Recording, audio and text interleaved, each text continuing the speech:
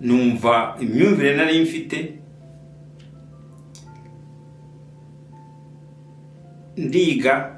ndiyigisha, numva n'abandi, noneho n'ubuzima umuntu acamo ukareba imyumvire ufite igihe uyimaranye ugahura n'ibindi n'iby'ubuzima, imyumvire irahinduka. Nuko nahindutse, nariyigishije, niga, ndasoma, ngira ibindi bitekerezo n'ubundi bumenyi. Ubwo bwahise butuma ntekereza, nkicara nkahindura.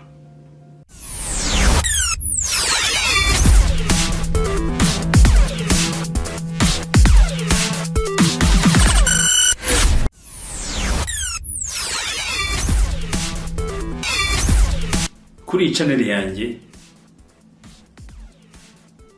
mbabwira ibintu abantu benshi batinya kuvuga. Ndi Ndizeye Rubasha, ndijwi ry'iragamuntu y'Abanyarwanda n'Abanyafurika.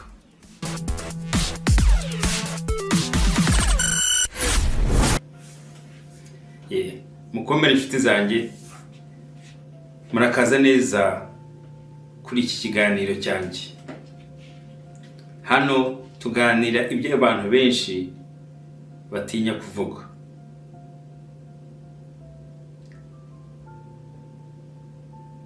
Ubuzima bwacu ni ubuzima bwacu.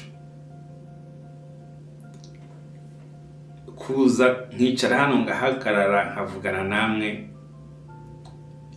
havuga ibintu abantu benshi batinya kuvuga. Impamvu nuko nahinduye imyumvire yanjye. Numva imyumvire nari mfite,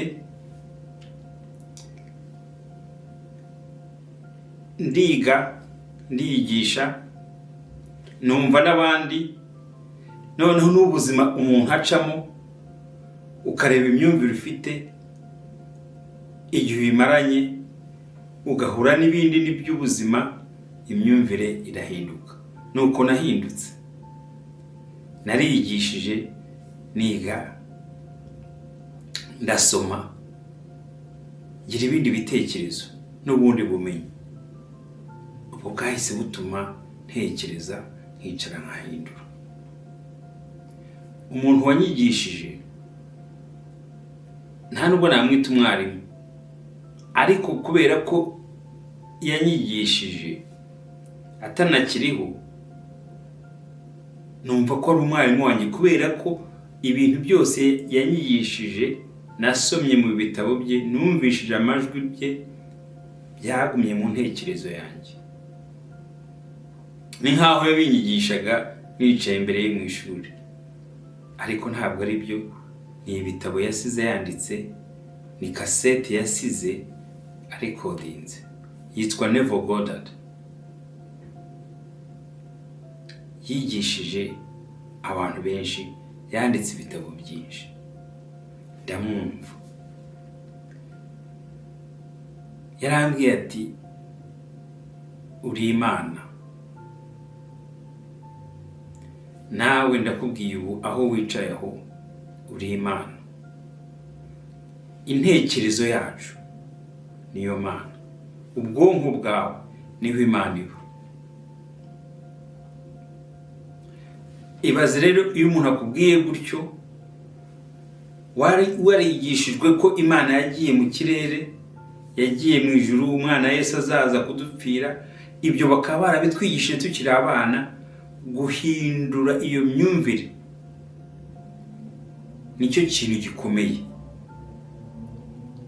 giteza ubwoba ko nyina biciyemo. Sinzi impamvu namwumvishije, sinzi impamvu yabaye umwarimu wanjye, sinzi impamvu muri icyo gihe nigaga nashakaga ubumenyi ari we nahisemo. Ariko ijambo yavuze ati, uri Imana. Imana iba mu ntekerezo yawe. Ati, ibi ugomba kubigerageza, ugomba kubireba, ukareba ko ari byo. Ati, se hari ikintu urabona umuntu yakora kuri iyi si kitavuye mu bwonko bwe? Ati nta na kimwe. Ati ibintu byose aho bibera ni mu ntekerezo yawe, ni mu bwonko bwawe. Ati ubuzima bwawe niho buhera. Ati ukubaho no kugira ubuzima bwawe bwose biterwa n'ibyo uri gutekereza mu ntekerezo yawe. Ati rero aho niho Imana iri, nta kujya kwishakira ahandi. Ati umwana wese ubona utembera, umuntu wese ubona mu muhanda utembera, biliyoni 7 z'abantu bose, umuntu wese ni Imana iri muri we. Abisobanura atyo, nanjye byumva gutyo, ndavuga ni imyumvire n'ubundi. Wakwemera Imana kwiba mu ijuru, wakwemera kwiba muri wowe, ni wowe ku giti cyawe, ariko byahinduye ubuzima bwanjye. Niyo mpamvu nicaye hari coding, nanjye nkabigisha, habwira ni uri Imana. Yahinduye ubuzima bwanjye. Umuntu ahindura ubuzima bwawe atanahari, atanakiriho, kubera inyigisho yasize. Noneho izo nyigisho ukazimwitirira ko ari we wabikoze, ariko rero ni Imana. Inyigisho zose dukora, ibintu byose dukora kuri iyi si ni intekerezo y'Imana. Hari ibintu bibiri kuri iyi si, hari icyiza, hari n'ikibi. Ibyo byose ni ingufu z'Imana, nibyo dukuriramo. Nta shitani ihari. Shitani niyo batwiye muri Afurika yonyine, ntayo. Ingufu zose ni iz'Imana. Iyo ugiye mu kibi nyine, uba ugiye muri evil, uba ugiye mu buryo bwa Shatani. Iyo ugiye mu cyiza, uba ugiye mu buryo bwiza nyine, uba ugiye mu buryo bwa Yesu. Ayo mazina twumva ntabwo ari ay'abantu, n'ay'ibitekerezo byagiye bisigwaho. Imyumvire y'abantu nicyo kintu gikomeye. Ubu aho wicaye aho, wumvishe nkubwiye ngo uri Imana mu Kinyarwanda, ibyo ugiye gutekereza mu ntekerezo byawe ni byinshi cyane. Ndi byinshi ndabizi kuko nabiciyemo. Intekerezo yawe igiye kukubwira uburyo uyu muntu ari mubi. Intekerezo yawe igiye kwifuriza uyu muntu ikintu Imana izamukorera, izamuhana, kubera ko yiyise Imana, kubera ko yavuze ngo ni Imana.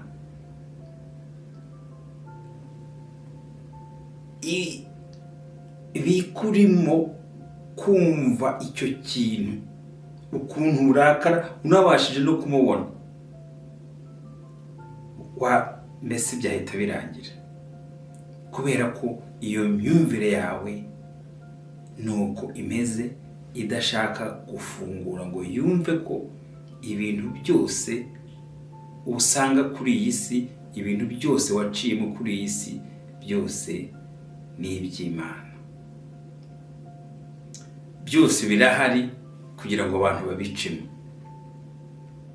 Buri muntu abicamo mu nzira zitandukanye. Ibintu byose biriho kuri iyi si ni by'abantu kugira ngo babicemo, ari ibyiza n'ibibi. Ntumenye umunsi, ntumenye isaha, ntumenye igihe ikintu kigiye kukubaho, ariko ibyinshi byose biva mu ntekerezo yawe. Ubwoba ushobora kugira ku munsi bw'ikintu utazi, utaranabona, ariko ukaburarana, ukabwirirwa, ntihagire ikiba, kuko ubuzima buhera mu ntekerezo, ntabwo buhera hanze.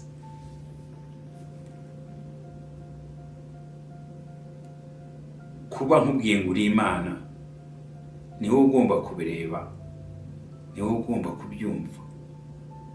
Hano ikintu bihindura rero, iyo ubayeho mu myumvire wumva kuri Imana, ntacyo bihindura. Ntacyo byahinduye ku buzima bwanjye. Ndacyafite ibibazo nk'iby'abandi, ndacyafite ibitekerezo nkora nka mbere.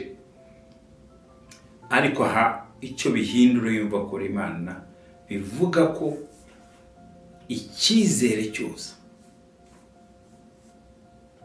kiva muri wowe.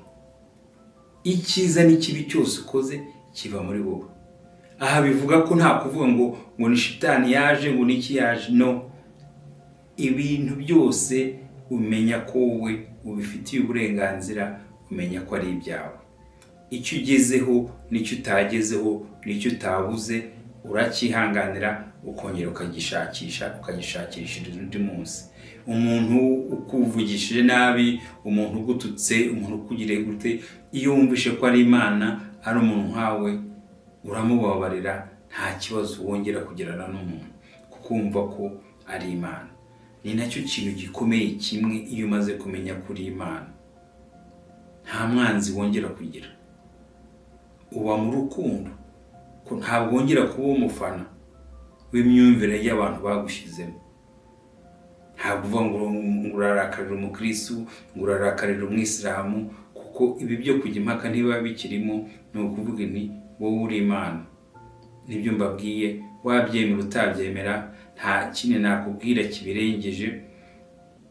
Niyo mpamvu rero aha iyo uyumva iyi myumvire, impaka zirahagarara. Impaka zo kumenya gushaka kuri se, gushaka kumenya kuvuga se ko hari ibyo byose, gushaka kwerekana se ko Yesu yagiye se, ko azaza kukureba se, gushaka gusoma se aho byanditse muri Bibiliya se, kugira ngo werekane ko ibyo uvuga ariko kuri kwawe. Aha ntabwo ariko tubimeze. Aha nta gushaka abayoboke no kuganira, kuko guhinduka muri wowe bitewe n'imibanire y'abantu bawe. Ukubaho ubuzima burahinduka. Ni icyo mbere aha kuza kuganira namwe kugira ngo uwabyumva, uwankurikira, ubuzima buhinduke. Buhinduka iyo umenye ko ingufu zose, ibitekerezo byawe byose biri muri wowe. Icyo umenye ko ntabwo ari ugusuzugura Imana. Imana ni imwe yaraturemye. Ikintu nakubwira ko imyumvire abamisiyoneri badushyizemo. Aha rero ni nacyo nababwiraga. Nanditse igitabo cyanjye cyitwa Ninde wakubwiye ko utari Imana. Nko mu biziswari, uwakubwiye ko utari Imana ni umumisiyoneri. Yaraje mu 1900, we azana intekerezo, azana na Bibiliya. Twifatira twese, yarati intekerezo, mumenye ko Imana yaturemye, yagiye mu ijuru ahantu heza, igiye kututegurira ahantu heza abantu bazajya, noneho abandi bakajya mu muriro. Abakoze ibintu bibi hano ku isi tuba tubareba, dore nuko bimeze. Noneho umwana Yesu yaraje aradupfira, adupfira ibyaha. Iyo myumvire yadushyizemo, misiyoneri ayidushyiramo, aravuga ati n'umuntu ushobora kuzita Imana azahanwa bikomeye. N'icyo kintu ntibishoboka. Nta muntu ushobora kuvuga ko ari Imana. Biri mu ntekerezo yanyu.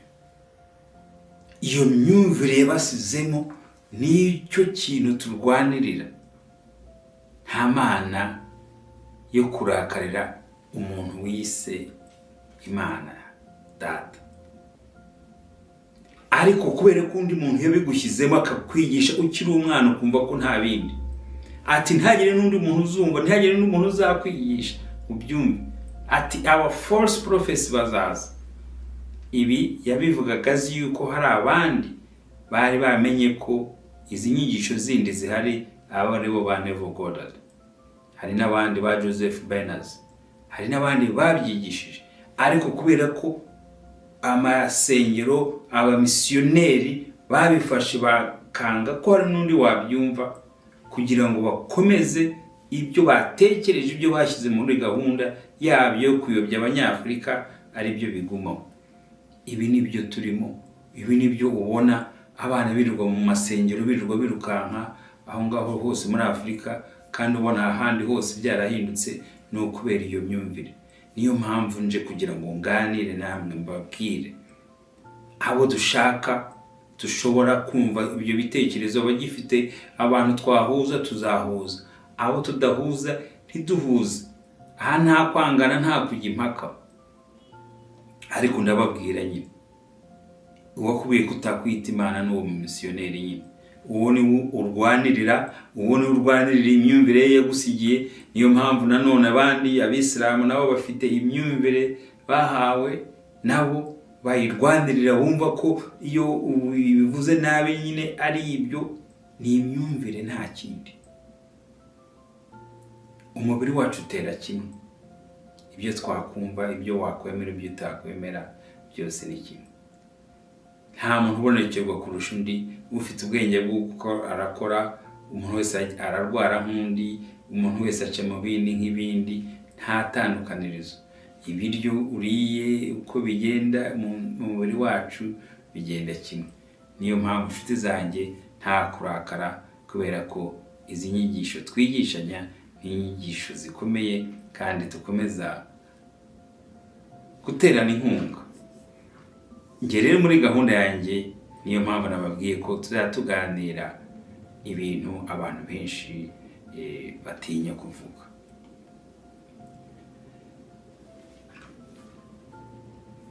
Bavandimwe rero, ubuzima bwacu buhinduka iyo twibutse.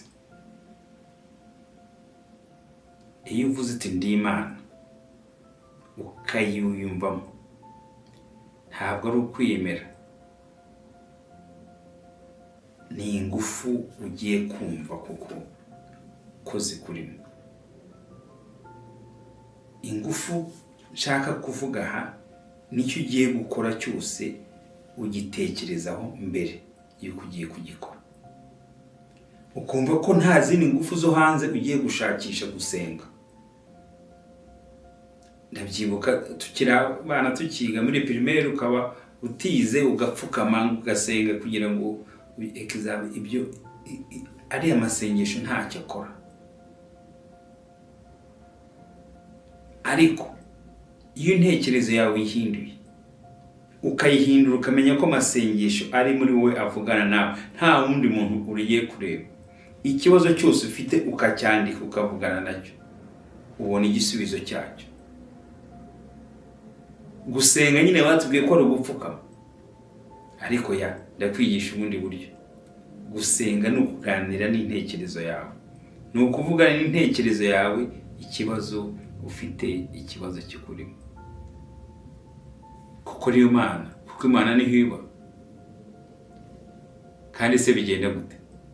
Igisubizo cyose urakibona, kuko igisubizo gituruka mu ntekerezo yawe.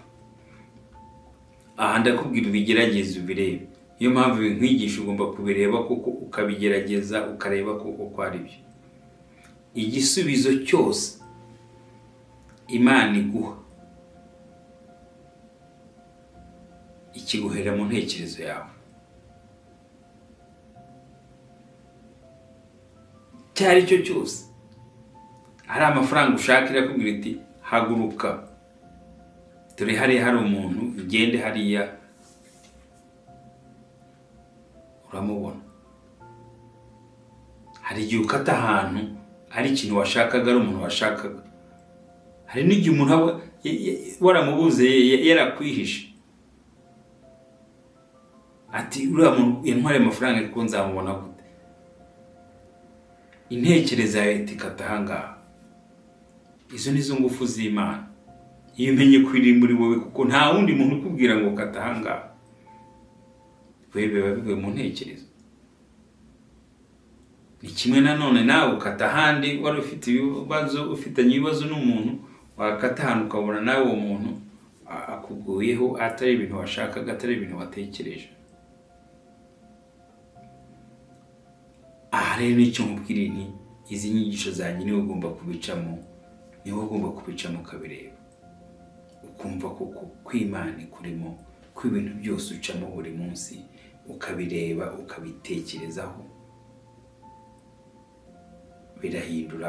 bigahindura ubuzima bwawe. Yes, nk'uko rero nababwiye nyine,